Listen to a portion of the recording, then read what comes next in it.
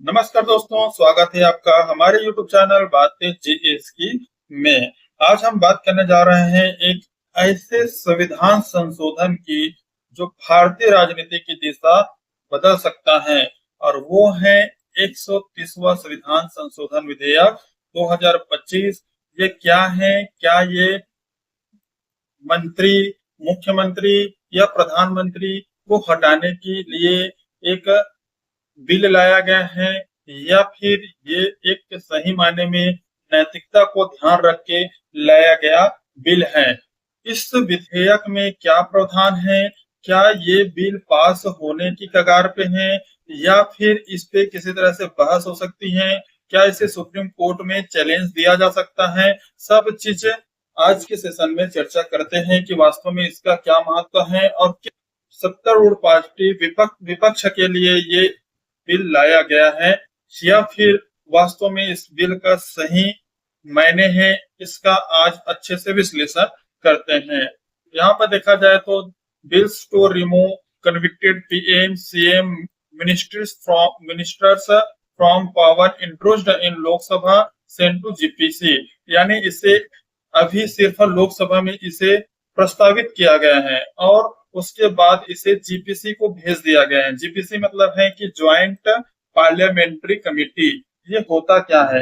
ये होता है कि ये जब भी सदन में किसी खास विधेयक आती है जिस पर जांच करना अनिवार्य हो जाता है, तो उसे जेपीसी को भेज दिया जाता है।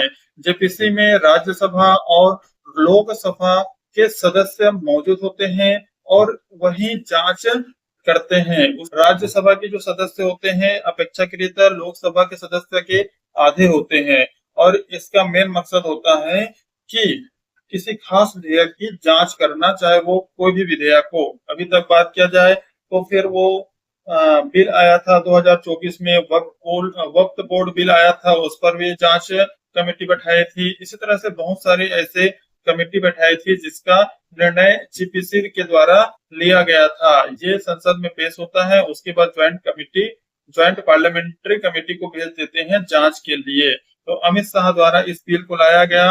130वां बिल कहा गया है, अमेंडमेंट बिल इसे बोलते हैं। इसे कहा गया है union home minister Amit Shah द्वारा इसे पेश किया गया है, जिसका मेन मकसद है प्राइम मिनिस्टर, चीफ मिनिस्टर और कोई भी मंत्री 30 दिनों से ज्यादा अगर जेल हो जाता है तो उसे अपने पद से इस्तीफा देना होगा। इसी तरह से ये बिल आया है, 30 दिन तक हिरासत में रहे पीएम सीएम या कोई मंत्री तो उसकी पद या कुर्सी चले जाएगी। क्या है संविधान संशोधन विधेयक 123, इसके बारे में चर्चा करते हैं। यहाँ पे आते ही बहुत ज्यादा मात्रा में बहस शुरू हो गई। गवर्नमेंट ऑफ यूनियन टेरिटरी संशोधन बिल 2025 बोलते हैं, 130वां संविधान संशोधन बिल इसी को बोलते हैं, और जम्मू कश्मीर पुनर्गठन संशोधन बिल 2025 इसमें लाया गया है। संसद में मुख्य रूप से 3 सदन होते हैं।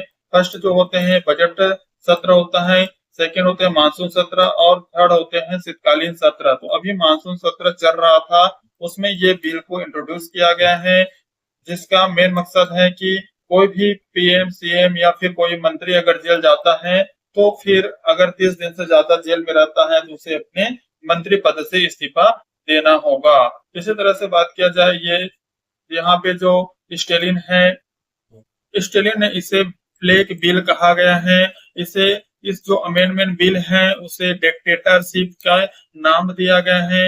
इसी तरह से चीफ मिनिस्टर अपना पद खो सकता है अगर वो 30 दिन से अधिक जेल में रहता है।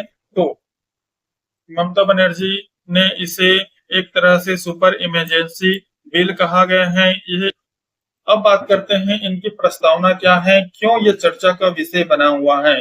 तो यहाँ पे हम बात करेंगे 130वां संविधान संशोधन विधेयक 2025, जिसे 20 अगस्त 2025 को गृह मंत्री अमित शाह के द्वारा लोकसभा में पेश किया गया। अभी इसे प्रस्तावित किया गया है, इस पर किसी तरह से कोई बहस नहीं हुई है, इस पर किसी तरह से कोई चुनाव नहीं हुआ है, वोटिंग नहीं हुई है, पर इसे क्या कर दिया गया है, अभी ज्वाइंट पार्लियामेंट्री कमेटी को भेज दिया है। हमने पहले भी बात किए हैं कि ज्वाइंट पार्लियामेंट्री कमेटी वो होता है जो किसी खास विधेयक की जांच करने के लिए अपने पास रख लिए जाते हैं। ज्वाइंट पार्लियामेंट्री कमेटी में मुख्य रूप से अगर बात किया जाए तो लोकसभा और राज्यसभा के ही सदस्य होते हैं। इस विधेयक में क्या है, इस विधेयक में है कि अगर कोई मुख्यमंत्री या प्रधानमंत्री या कोई मंत्री 30 दिन से ज्यादा अगर जेल में रहता है तो उसे तुरंत उसके पद से हटाया जाएगा। यह कदम एक तरह से भ्रष्टाचार रोकने के लिए उठाया गया कदम है, लेकिन विपक्ष का कहना है कि इसे लोकतंत्र पर हमला बोला गया है, क्योंकि इसमें बात किया जाए मंत्री तो ठीक है, प्रधानमंत्री तो ठीक है, ये केंद्र का होता है, लेकिन सीएम ये राज्य को पूछ के काम करना चाहिए। जो मंत्री राज्य मंत्री होते हैं उसके लिए भी राज्य को पूछकर इसे काम करना चाहिए। तो इसमें एक बड़ी बहस होने वाली है, आने वाले शीतकालीन सत्र में देखना होगा कि इस पर एक बड़ी बहस छिड़ सकती है। तो आइए पूरी कहानी समझते हैं, इतिहास से लेकर वर्तमान तक इसका भविष्य क्या रहा है उसके बारे में चर्चा करते हैं। फर्स्ट देखते हैं कि क्या कभी इतिहास में भी इस तरह से कुछ ऐसे घटना घटी है जिसको लेकर आज के डेट में बिल लाना संभव है। तो जी हाँ, उस समय भी इसी तरह से घटना घटी थी जिसमें जेल में रहते हुए भी अपने मंत्री पद से इस्तीफा नहीं दिया गया था, जेल में रहते हुए भी सरकार चला रही थी। जैसे बात करते हैं लालू प्रसाद यादव का, जो 1997 में चारा घोटाले केस में वो जेल में गया था, लेकिन कुछ समय तक वो मुख्यमंत्री पद पर बने रहे। जयललिता की बात करते हैं 2001 का और 2014, इस समय वे जेल में रहते हुए भी मुख्यमंत्री पद पर दावे किए गए थे। इसी तरह से अरविंद केजरीवाल 2024-25 के समय जब शराब घोटाला हुआ था, शराब नीति केस में जब जेल गए थे तो भी से अपने पद से इस्तीफा नहीं दिए थे। बाद में ये पद से इस्तीफा दिए और दूसरे सीएम बने। और अन्य राज्य मंत्री बहुत ऐसे हैं जो जेल गए और वहां से अपना कार्यवाही, अपना जो पद है उस पर बनी रहे और वहां से अपना कार्यवाही करते रहे। तो इस सबको देखते हुए फैसला लेना एक तरह से सराहनीय भी माना जा रहा है, लेकिन विपक्ष का कहना यह है कि ये लोकतंत्र को पूरी तरह से खत्म करने का है। क्योंकि बात किया जाए कि जितने भी एजेंसी हैं, चाहे वो ईडी हो, सीबीआई हो, वो कोई भी केस बना के क्या कर सकता है, किसी भी मंत्री को जेल में डाल सकता है। तो ये एक तरह से विपक्ष नेताओं को दबाने के लिए भी कार्य किया जा रहा हो, ऐसा हो सकता है। बट यहाँ पे जितने भी एजेंसी हैं, चाहे वो ईसी हो, ईडी हो, चाहे सीबीआई हो, उसको उसे विशेष रूप से अपना कर्तव्य निभाना होगा, क्योंकि ये स्वतंत्र एजेंसी है, न सत्ता पक्ष में न विपक्ष में रहकर काम करे, ये अपना स्वतंत्र रूप से काम करे, तो इसे एक तरह से पॉजिटिव माना जा सकता है। जनता का सवाल रहा है कि अगर आम कर्मचारी जेल जाते हैं तो उन्हें अपने नौकरी से सस्पेंड कर देते हैं, तो नेताओं को छूट क्यों?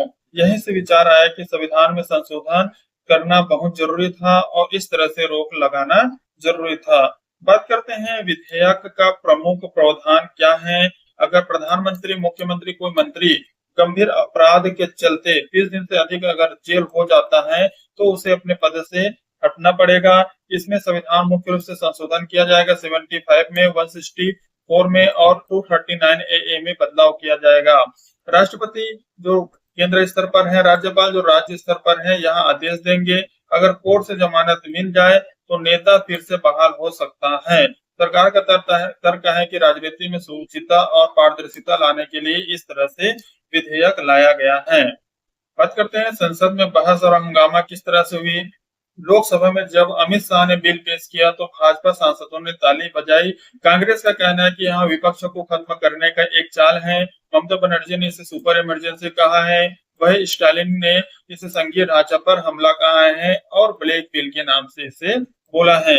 बहस होते ही ये संयुक्त संसदीय समिति, जिसे ज्वाइंट पार्लियामेंट्री कमेटी कहा जाता है, उसको भेज दिया गया है और मानसून सत्र अब बंद हो गई है। अब बात करेंगे शीतकालीन सत्र में, इस पर बहस होगी और हो सकता है इस मामले को लेकर सुप्रीम कोर्ट में जाए और सुप्रीम कोर्ट इसमें कुछ कुछ बदलाव कर सकता है। हालांकि इसे पास होने के लिए बहुत ज्यादा मात्रा में वोट की जरूरत है, 2/3 बहुमत की जरूरत है, जो थोड़ा संभव नहीं है, जो कि थोड़ा कठिनाई उत्पन्न कर सकती है। बात करते हैं विपक्ष की दलीलें क्या रही हैं।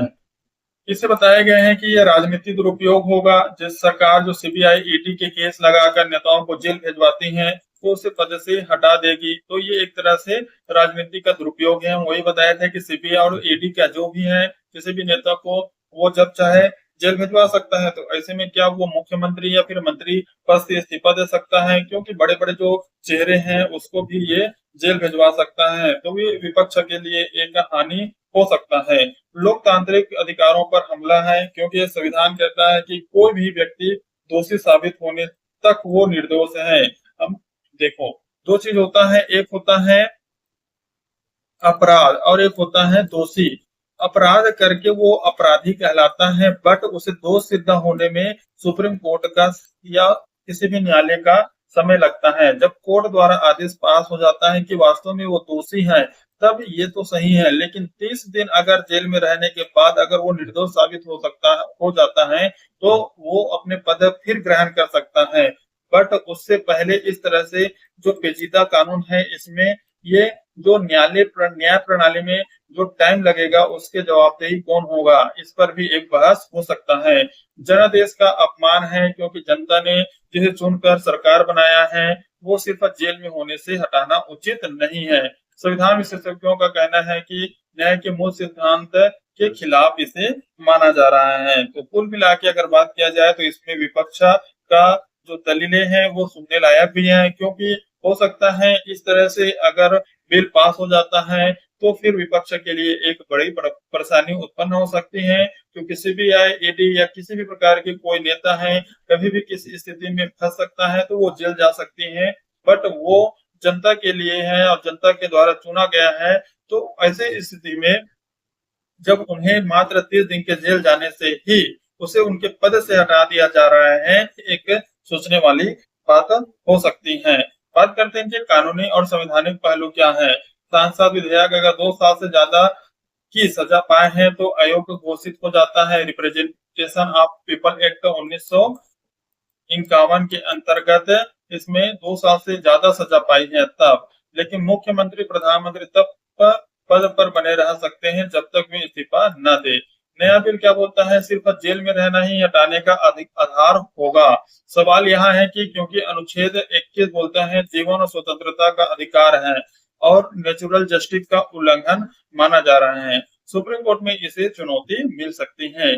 क्या ये जो कानून है वो अंतरराष्ट्रीय रूप से अन्य देशों पर भी लागू हुआ है, या फिर पहले बना हुआ है जो अन्य देश के द्वारा चलाई जा रही है, जिसे भारत देश भी अपनाना चाहता है? जी हाँ, ब्रिटेन में इस कानून को ये कानून बनी हुई है, जिसमें अगर कोई भी सांसद अगर जेल चले जाते हैं, तो उसे स्वतः अयोग्य हो जाता है, वो अपने पद से हट जाते हैं। अमेरिका की बात किया जाए तो वहां पर भी महायोग की प्रक्रिया चलाकर उसे हटा दिया जाता है। पाकिस्तान में बात किया जाए तो नेताओं को जेल से बाहर आने तक सार्वजनिक पद से रोका जाता है, किसी तरह से पब्लिक पद नहीं दिया जाता है। भारत में यहाँ प्रावधान आ जाए तो हम भी उन देशों की तरह कठोर नियम अपना लेंगे। भविष्य की संभावना क्या हो सकता है? अगर यह बिल पास हो जाता है, तो कई नेताओं की कुर्सियां तुरंत मिल सकती हैं। राज्य सरकारों में राजनीतिक अस्थिरता बढ़ सकती है, क्योंकि राज्य सरकार सीएम और वहां के जो राज्य मंत्री हैं, उस पर असर ज्यादा मात्रा में पड़ सकती है। क्योंकि ये विधेयक लाया गया है केंद्र सरकार के द्वारा, लेकिन इसमें सीएम और राज्य के मंत्री हैं वो भी इसमें जबरदस्ती क्या हो जा रहे हैं, पिस जा रहा है। मिसयूज ऑफ एजेंसी मानक का आरोप और ज्यादा गहरा बन सकता है। अगर यहाँ बिल कोर्ट में रुक गया, तो सरकार इसे चुनावी मुद्दा बना सकता है और लंबी अवधि में इसे अगर देखा जाए तो यहाँ तो राजनीति में ईमानदारी लाएगा और फिर जो सत्तावाद है वो बढ़ा दिया जाएगा। तो कुल जवाबात अगर बात किया जाए, तो अगर ये पास होता है तो विपक्ष के लिए घाटा होगा, पास होता है तो पक्ष को इसमें फायदा होगा, और ये एक तरह से ईमानदारी बिल भी आगे देखने को मिल सकता है। वास्तव में अगर बात किया जाए, कोई भी नेता अगर किसी अपराध में जाता है, लेकिन बट वही है कि न्यायालय की स्थिति में देरी होने के कारण वो दोषी सिद्ध नहीं होने के बावजूद भी जेल में रहता है, तो ये एक थोड़ा लूप वाल यहाँ पे देखने को मिल सकता है। अगर वास्तव में वो दोषी है तो फिर उसे हटाना जरूरी है।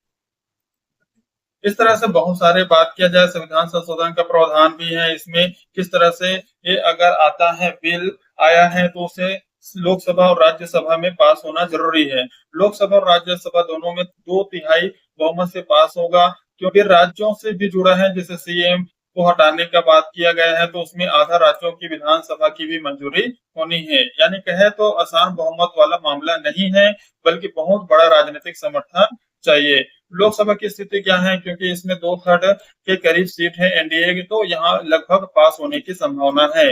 हालांकि विपक्ष जितने भी कांग्रेस है, टीएमसी है, डीएमके है, आप है, इसका विरोध और हंगामा हो सकता है। राज्यसभा में क्या स्थिति हो सकता है, इसमें भी 2/3 बहुमत से पास होना जरूरी है, लेकिन 2/3 बहुमत से पास नहीं हो सकता है, क्योंकि अगर बात किया जाए राज्यसभा में 239 सीटें हैं, और इसका 2/3 अगर बात किया जाए तो लगभग 205 208 के आसपास ये आता है, तो 210 लोगों के द्वारा इसे पास करना है। पर सरकार को पास कराने के लिए न्यूट्रल पार्टी बीजेडी, वाईएसआरसीपी, कुछ नॉमिनेटेड एमपी का समर्थन लेना होगा। यहाँ बिल अटक सकता है या बहुत मुश्किल से पास हो सकता है, तो आने वाले समय में देखने को मिल सकता है।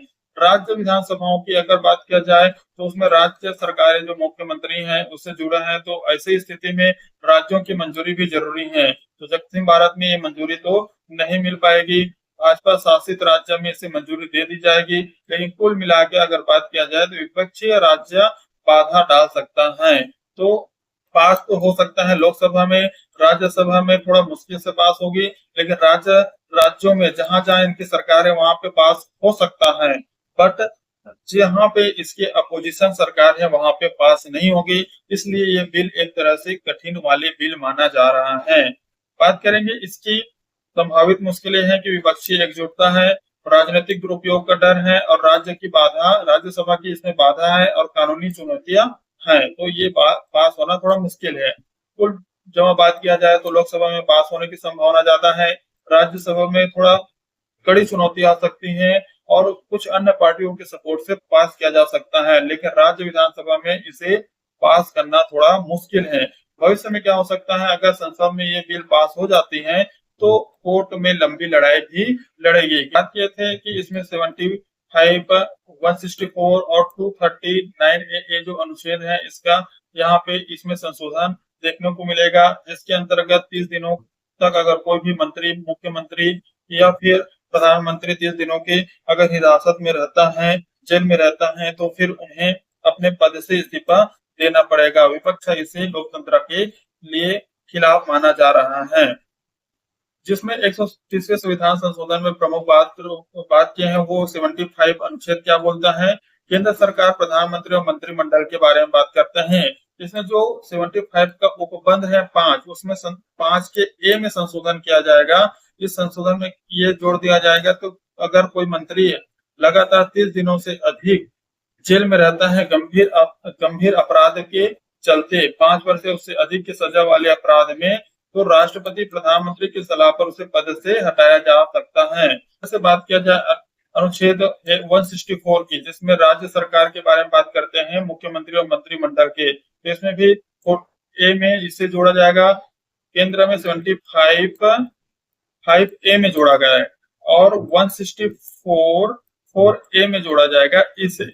इसे में 30 दिन तक अगर जेल में रहता है और 31 दिनों से इस्तीफा देना पड़ेगा। तो ये करते हैं इसका निष्कर्ष स्पष्ट है कि यहाँ पे विपक्षों के लिए एक बुरी खबर है और पक्ष के लिए एक अच्छी खबर है, क्योंकि विपक्ष का डरना है कि सीबीआई या फिर ईडी द्वारा कोई भी नेता को कोई भी केस में फंसाकर उसे 30 दिन तक जेल करवाया जा सकता है। तो ऐसे में विपक्ष के लिए थोड़ा मुश्किल कार्य है, लेकिन इस संविधान संशोधन विधेयक भ्रष्ट नेताओं पर गाज गिराने वाला कदम भी हो सकता है, और विपक्ष को चुप कराने का हथियार भी हो सकता है। यह तय करेगा कि आने वाले सालों में भारत की राजनीति और साफ सुथरी होगी या फिर ज्यादा विवादित होगी। इसके बारे में भी बाद में चर्चा करेंगे कि जैसे जैसे अभी मानसून सत्र कंप्लीट हुआ है, शीतकालीन सत्र आने वाला है, तो शीतकालीन सत्र में इसकी अच्छे से बहस होगी, और हो सकता है कि इसमें सुप्रीम कोर्ट को चुनौती दे सके।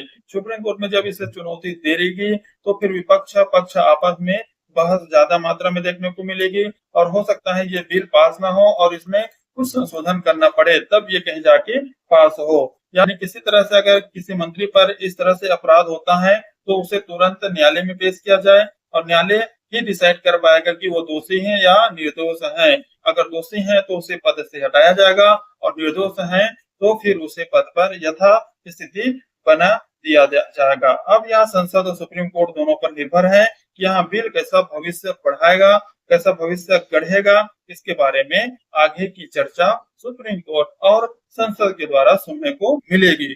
अगर वीडियो अच्छा लगे तो हमारे YouTube चैनल को लाइक कीजिए, सब्सक्राइब कीजिए। मिलते हैं नेक्स्ट वीडियो में, तब तक के लिए जय हिंद।